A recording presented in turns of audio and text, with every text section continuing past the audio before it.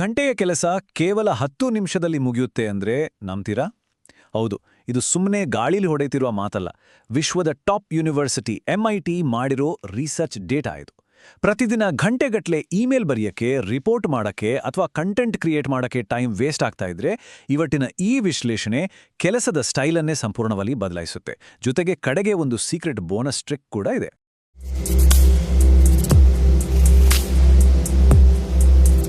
ಇಲ್ಲಿ ಒಂದು shocking number ಇದೆ ನೋಡಿ, 37%.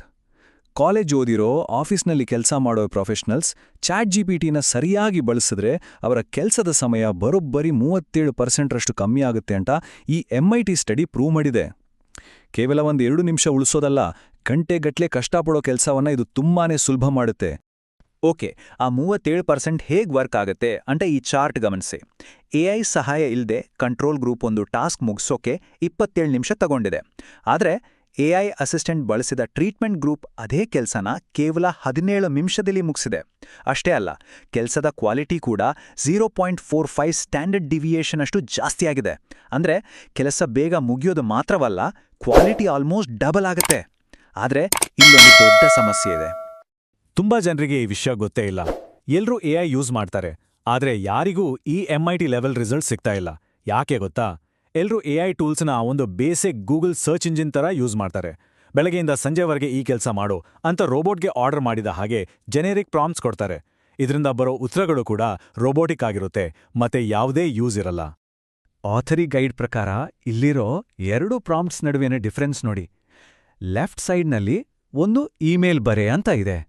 ಇದು ಪಕ್ಕಾ ಟೈಮ್ ವೇಸ್ಟ್ ಮಾಡೋ ವೀಕ್ ಪ್ರಾಂಪ್ಟ್. ಆದರೆ ರೈಟ್ ಸೈಡ್ನಲ್ಲಿ ನೋಡಿ, ನಮ್ಮ ಮೀಟಿಂಗ್ ರೆಫರೆನ್ಸ್ ಇಟ್ಕೊಂಡು ಸಾರಾ ಚೆಂಗ್ಗೆ ಒಂದು ಪ್ರೊಫೆಷನಲ್ ಫಾಲೋ ಅಪ್ ಇಮೇಲ್ ಬರೆ ಅಂತ ಸ್ಪೆಸಿಫಿಕ್ ಆಗಿದೆ.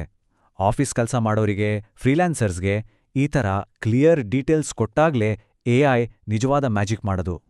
ಮತ್ತೆ ಈ ಮ್ಯಾಜಿಕ್ ಮಾಡಕ್ಕೆ ಒಂದು ಸೂಪರ್ ಸೀಕ್ರೆಟ್ ಫಾರ್ಮುಲಾ ಇದೆ. ಅದೇ ದ ಪರ್ಫೆಕ್ಟ್ ಪ್ರಾಂಪ್ಟ್ ಫಾರ್ಮುಲಾ. ಆಥರಿ ಗೈಡ್ ಪ್ರಕಾರ ಯಾವುದೇ ಪ್ರಾಂಪ್ಟ್ ಕೊಡುವಾಗ ಈ 6 ಸ್ಟೆಪ್ಸ್ ಇರಲೇಬೇಕು. ಮೊದಲು AIಗೆ ಒಂದು ರೋಲ್ ಅಂದ್ರೆ ಪಾತ್ರ ಕೊಡಿ. ಆಮೇಲೆ ಸಂದರ್ಭ, ಮಾಡಬೇಕಾದ ಕೆಲಸ, ಓದುಗರು ಯಾರು, ಯಾವ ಫಾರ್ಮ್ಯಾಟ್ನಲ್ಲಿ ಬೇಕು, ಮತ್ತೆ ಲಿಮಿಟ್ಸ್ ಏನು ಅಂತ ಸ್ಪಷ್ಟವಾಗಿ ಹೇಳಿ.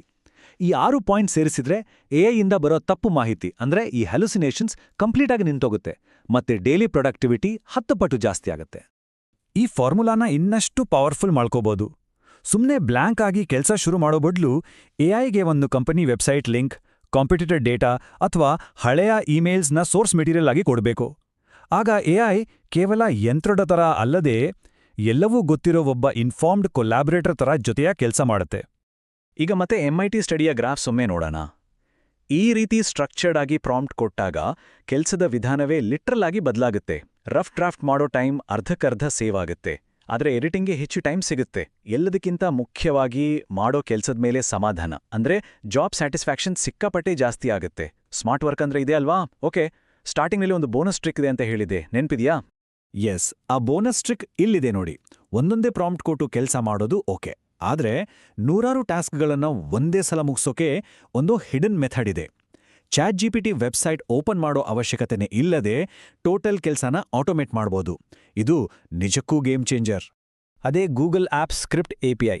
ಟ್ರಾಯ್ ಫಾಕ್ಸ್ ಅವರ ಟ್ಯುಟೋರಿಯಲ್ ಪ್ರಕಾರ ಗೂಗಲ್ ಶೀಟ್ಸ್ ಜೊತೆ ನೇರವಾಗಿ ChatGPT ಕನೆಕ್ಟ್ ಮಾಡೋದು ತುಂಬ ಸುಲಭ. ಇದೊಂದು ರೆಸ್ಟ್ಫುಲ್ API. ಕೋಡಿಂಗ್ ಬಗ್ಗೆ ಏನೇನೂ ಗೊತ್ತಿಲ್ಲದ ಬಿಗಿನರ್ಸ್ ಕೂಡ ಇದನ್ನ ಕನೆಕ್ಟ್ ಮಾಡಿಕೊಂಡು ಡೈಲಿ ಟಾಸ್ಕ್ಗಳನ್ನು 10x ಫಾಸ್ಟಾಗಿ ಮುಗಿಸ್ಬೋದು. ಇದು ಪ್ರಾಕ್ಟಿಕಲ್ ಆಗಿ ಹೇಗೆ ಕೆಲಸ ಮಾಡುತ್ತೆ ಅಂತ ನೋಡೋಣ. ಬರೀ 4 simple steps. Google sheets open ಮಾಡಿ, ಎಕ್ಸ್ಟೆನ್ಷನ್ಸಿಂದ ಆ್ಯಪ್ ಸ್ಕ್ರಿಪ್ಟ್ಗೆ ಹೋಗಿ API ಕೋಡ್ ಹಾಕಿ ಸೇವ್ ಮಾಡಿ.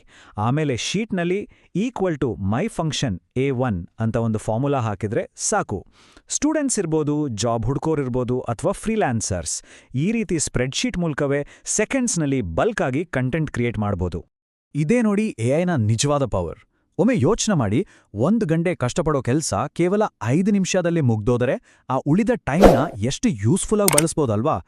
ಸ್ಮಾರ್ಟ್ ಆಗಿ ಕೆಲಸ ಮಾಡಿ ಟೈಮ್ ಸೇವ್ ಮಾಡೋದೇ ಇಂದಿನ ಸಕ್ಸಸ್ ಸೀಕ್ರೆಟ್. ಈ API ಟ್ರಿಕ್ನ ಖಂಡಿತ ಇವತ್ತೇ ಟ್ರೈ ಮಾಡಿ. ಇನ್ನಷ್ಟು ಪ್ರಾಕ್ಟಿಕಲ್ ವಿಚಾರಗಳನ್ನ ಕಲಿಯೋಕೆ ನಮ್ಮ ಮುಂದಿನ ವಿಶ್ಲೇಷಣೆಯನ್ನ ತಪ್ಪದೆ ನೋಡಿ.